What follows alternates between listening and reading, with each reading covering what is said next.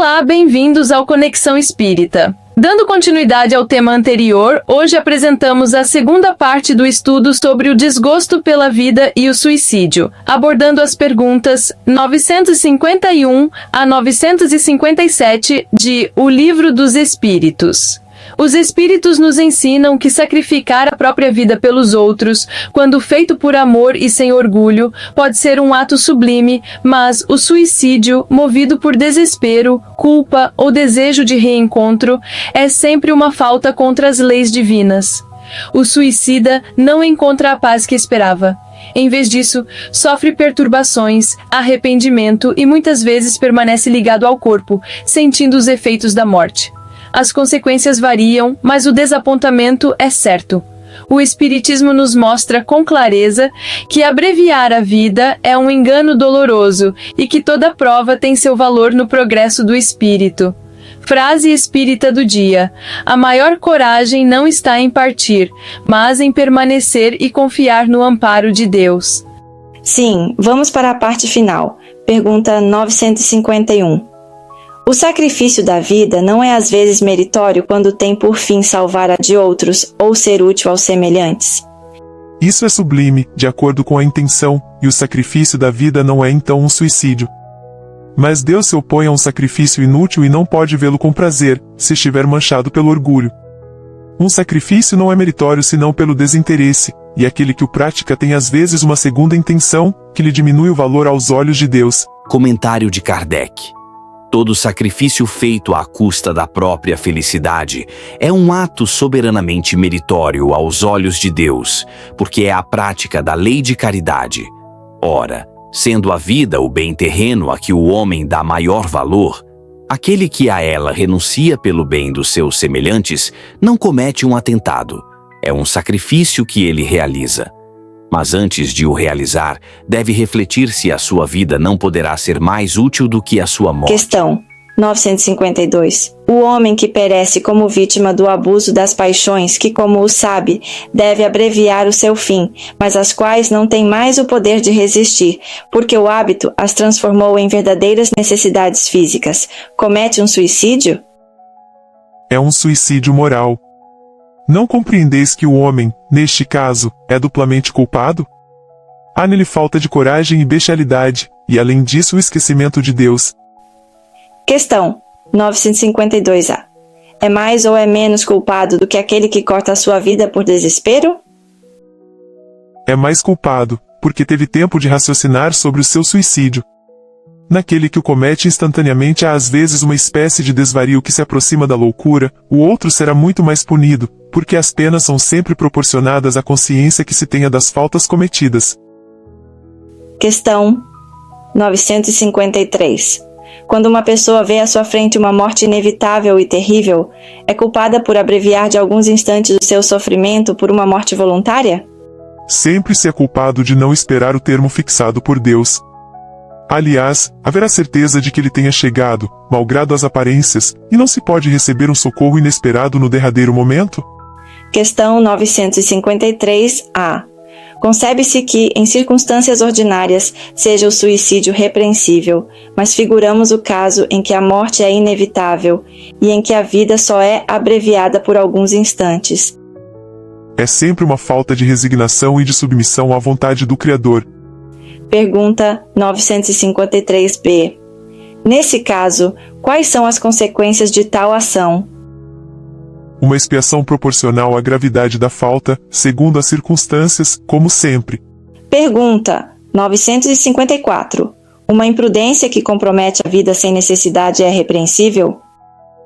Não há culpabilidade quando não há intenção ou a consciência positiva de fazer o mal. Pergunta 955. As mulheres que, em certos países, se queimam voluntariamente sobre os corpos de seus maridos podem ser consideradas como se tendo suicidado e sofrem as consequências disso? Elas obedecem a um preconceito e geralmente o fazem mais pela força do que pela própria vontade. Acreditam cumprir um dever, o que não é característica do suicídio. Sua escusa está na falta de formação moral da maioria delas e na sua ignorância. Essas usanças bárbaras e estúpidas desaparecem com a civilização. Questão 956. Os que, não podendo suportar a perda de pessoas queridas, se matam na esperança de se juntarem a elas, atingem o seu objetivo? O resultado para elas é bastante diverso do que esperam, pois em vez de se unirem ao objeto de sua afeição, dele se afastam por mais tempo, porque Deus não pode recompensar um ato de covardia e o insulto que lhe é lançado com a dúvida quanto à sua providência. Eles pagarão esse instante de loucura com aflições ainda maiores do que aquelas que quiseram abreviar, e não terão para os compensar a satisfação que esperavam. Ver item 934 e seguintes. Pergunta 957.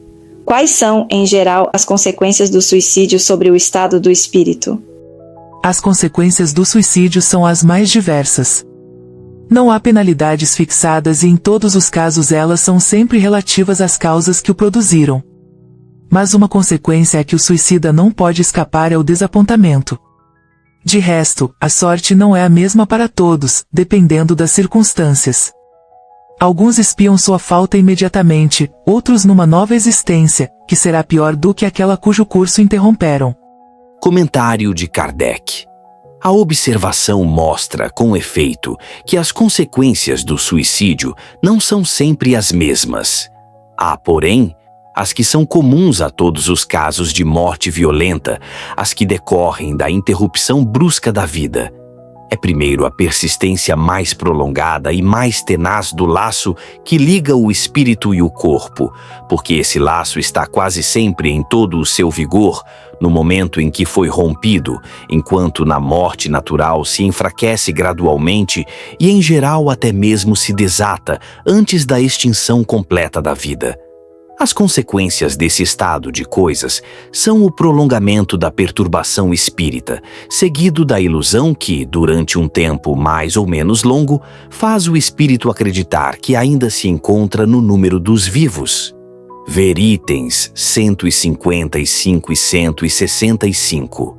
A afinidade que persiste entre o espírito e o corpo produz em alguns suicidas uma espécie de repercussão do estado do corpo sobre o espírito, que assim ressente, malgrado seu, os efeitos da decomposição, experimentando uma sensação cheia de angústias e de horror.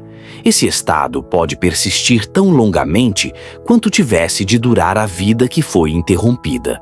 Esse efeito não é geral, mas, em alguns casos, o suicida não se livra das consequências da sua falta de coragem e cedo ou tarde expia essa falta, de uma ou de outra maneira. É assim que certos espíritos, que haviam sido muito infelizes na Terra, disseram haver se suicidado na existência precedente e estar voluntariamente submetidos a novas provas, tentando suportá-las com mais resignação. Em alguns, é uma espécie de apego à matéria, da qual procuram inutilmente desembaraçar-se para se dirigirem a mundos melhores, mas cujo acesso lhes é interditado. Na maioria é o remorso de haverem feito uma coisa inútil, da qual só provam decepções. A religião, a moral, todas as filosofias condenam o suicídio como contrário à lei natural. Todas nos dizem, em princípio, que não se tem o direito de abreviar voluntariamente a vida. Mas por que não se terá esse direito? Por que não se é livre de pôr um termo aos próprios sofrimentos? Estava reservado ao Espiritismo demonstrar, pelo exemplo dos que sucumbiram, que o suicídio não é apenas uma falta como infração a uma moral, consideração que pouco importa para certos indivíduos, mas um ato estúpido, pois que nada ganha quem o pratica, e até pelo contrário. Não é pela teoria que ele nos ensina isso, Nota: mas pelos próprios o fatos argumento que espírita coloca. contra o suicídio não é apenas moral, como se vê, mas também biológico, firmando-se no princípio da ligação entre o espírito e o corpo. A morte, como fenômeno natural, tem as suas leis que o Espiritismo revelou através de rigorosa investigação. O sofrimento do suicida decorre do rompimento arbitrário dessas leis. É como arrancar à força um fruto verde da árvore. As estatísticas mostram que a incidência do suicídio é maior nos países e nas épocas em que a ambição e o materialismo se acentuam, provocando mais abusos e excitando preconceitos. A falta de organização social justa e de educação para todos é causa de suicídios e crimes. Ver o final do item 949. Se abolirdes os abusos da vossa sociedade e os vossos preconceitos, não tereis mais suicídios.